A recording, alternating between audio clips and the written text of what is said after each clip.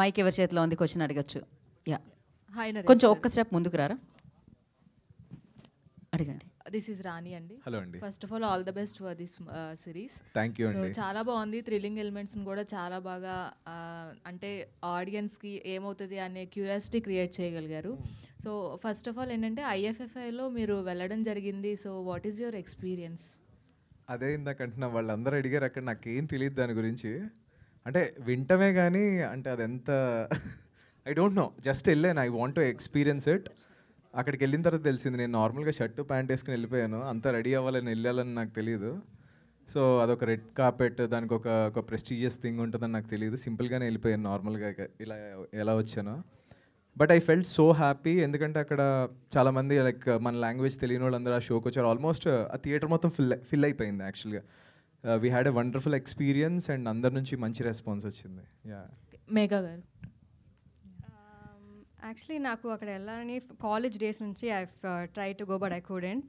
So నా web సిరీస్కి I've gone there and I experienced it. It was very proud moment for me అని చెప్పవచ్చు. I really liked it. Naresh Agastya garu, wicket కవి trailer చూసాను, చాలా బాగుంది. అలాగే ఫస్ట్ 2 ఎపిసోడ్స్ కూడా చాలా ఎంగేజింగ్గా తీశారు. సో ఈ సీన్ పర్టికులర్ ఈ స్టోరీ చెప్పినప్పుడు మీరు స్క్రిప్ట్ని చాలాసార్లు చదువుంటారు, I mean bunch of times read చేసి ఉంటారు. అవును. చేసినప్పుడు ఏదైనా పర్టికులర్ పాయింట్ దగ్గర ఈ రోల్ నేను కనెక్ట్ అవుతానని డైరెక్టర్ మేము ఎలా కన్విన్స్ చేశారు? లేదండి, అంటే ఐ మీన్ ఆ స్టోరీలోనే ఆ స్ట్రాంగ్నెస్ ఉంది బేసిక్గా. అంటే ఎవ్రీ పాయింట్ ఆడియన్ ఎంగేజ్ చేసే హుక్ చాలా ఉంది యాక్చువల్గా. నేను ఫ్రాంక్లీ అడిగింది ఏంటంటే సినిమా చేయొచ్చు కదా అని అడిగాను నేను. ఇది ఒక సినిమా చేయొచ్చు కదా, cinema will have a very అని అడిగాను కానీ, బట్ వాళ్ళు జీకి కట్టుబడి ఉండి దీన్ని సిరీస్ చేశారు. But it's a very very engaging, ఎందుకంటే it's a very good drama.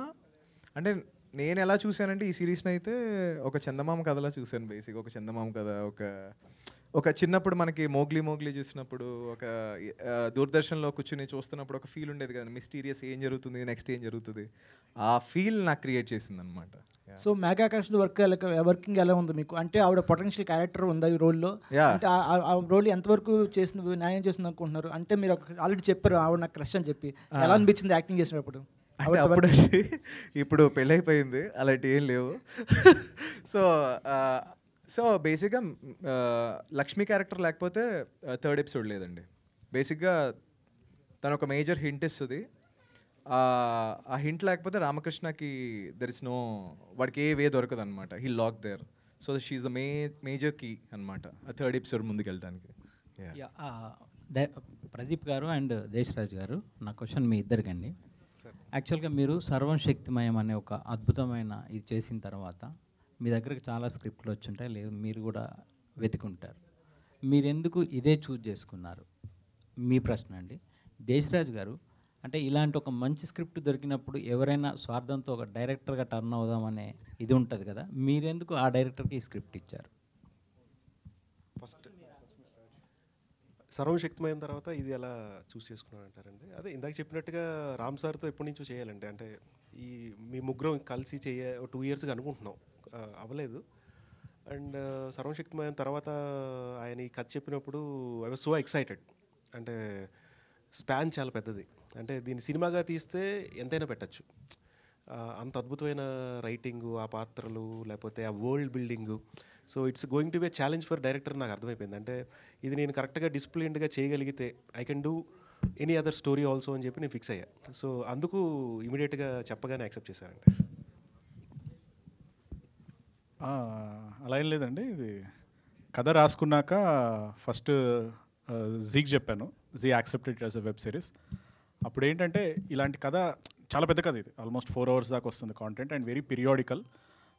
So experienced ఉన్న వాళ్ళు అయితే it will take to next level. First debutant కంటే ఎంతైనా కొంచెం మనం చూసుకొని, సో ఆ డిస్కషన్లో జరుగుతున్నప్పుడు ప్రదీప్ గారు నాకు ఎప్పటి నుంచో తెలుసు, he's very good friend of me. And Sarvam Shakthimayam చూసాక ఒక మైథలాజికల్ పాయింట్ని, ఆ ఎమోషన్ని ఆయన చాలా బాగా తీసుకెళ్తారు. So I felt he will take it forward. అక్కడి నుంచి వీ ట్రావెల్ టుగెదర్. అంటే మిమ్మల్ని డైరెక్టర్గా చూడొచ్చా ఫ్యూచర్లో, ఈ రైటర్గానే కంటిన్యూ అవుతుంది? అదంటే అది రామ్ తల్లూరి గారి చేతిలో ఉండండి, మరి ప్రొడ్యూసర్ గారు. సో జనరలీ ఇట్స్ చెప్పలేమండి, ఒక రాసుకునే కదా మనల్ని డైరెక్టర్ అని చేయొచ్చు, రైటర్ అని చేయొచ్చు. We have to go with the path. Naresh గారు, దిస్ ఇస్ విజయ్ అండి. హలో అండి.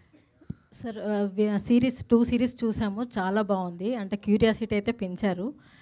థర్డ్ సిరీస్లో అంటే ఏమవుతుంది అని చూడాలని ఇంట్రెస్టింగ్ అయితే పెంచినారు. డైరెక్టర్ గారు మీకు చెప్పినప్పుడు అంటే మీరు ఎలా ఫీల్ అయ్యారు, అండ్ ఈ మీ పాత్ర కోసం మీరు ఎలా ప్రిపేర్ అయ్యారండి? సో బేసిక్గా నాకు నరేషన్ చేసింది దేశ్ రాజ్ అండి. దాని తర్వాత క్యారెక్టర్ ఎలా ఉండాలి ఏంటన్నది ప్రిపేర్ అయ్యింది ప్రదీప్తో అయ్యానమాట. బేసిక్గా మేము ఫస్ట్ ఏమనుకున్నాం, ఒక డిటెక్టివ్ బాగా విటీ కామెడీ కొంచెం పుష్ చేద్దామా అని అనుకుని స్టోరీలో డీప్గా వెళ్ళే కొద్దీ there is a lot of mother emotions ఉన్నాయి, నేను ఓవర్ వెళ్ళకూడదు, there is a little construction అనమాట క్యారెక్టర్కి. సో ఒక సబ్టిల్ ఉండాలి, జోక్ చేసినా అది జోక్ వేసినట్టు ఉండకూడదు అనమాట ఆ క్యారెక్టర్. సో అలాంటి కొన్ని జాగ్రత్తలు తీసుకుని, అండ్ నాకు తెలంగాణ రాదనమాట బేసిక్గా. I took care. నేను దేశరాజ్ని అడిగి ప్రతిరోజు సెట్లో ఉన్నప్పుడు ఏ వర్డ్ ఇట్లా స్పీకింగ్ ఓకేనా, ఒకవేళ ఏమైనా చిన్న తప్పు అయినా డబ్బింగ్లో కరెక్షన్ చేసుకోవచ్చు, ఇలాంటివి యాక్చువల్గా జాగ్రత్తగా yeah. And I try to చాలా ఎక్కువ తక్కువ కాదు, చాలా బ్యాలెన్స్డ్గా యాక్ట్ చేయడానికి ట్రై చేశాను. మరి అది ఆడియన్స్ చెప్పాలి. ఒక్క నిమిషం వెయిటింగ్ అండి Yo- థియేటర్ అయిన Z5. యా Z5లో అండి అలవాటు అయిపోతుంటుంది movies and theatre definitely. Your question to ఎవరికండి? Pradeep garu. Okay, Megha getting late serious గా యాక్చువల్లీ. 1 సెకండ్ అండి. ప్రదీప్ గారికి క్వశ్చన్ అడగబోయే ముందు తనకి ఫ్లైట్ ఉంది, సో అందుకని మనం మేఘాని పంపించేద్దాం. Thank you Megha, and wish you good luck.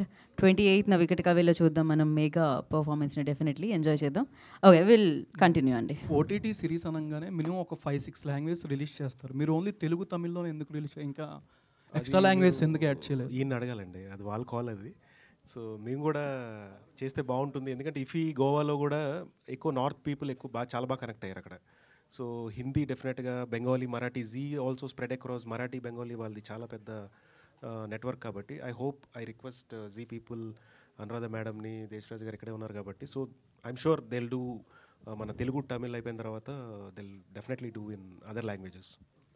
Naresh Agastya, అంటే మీకు హీరో క్యారెక్టర్ కాకుండా ఏదో చిన్న క్యారెక్టర్ కూడా నచ్చిందని చెప్పారు స్టోరీ. అవును. అంటే దేనికండి?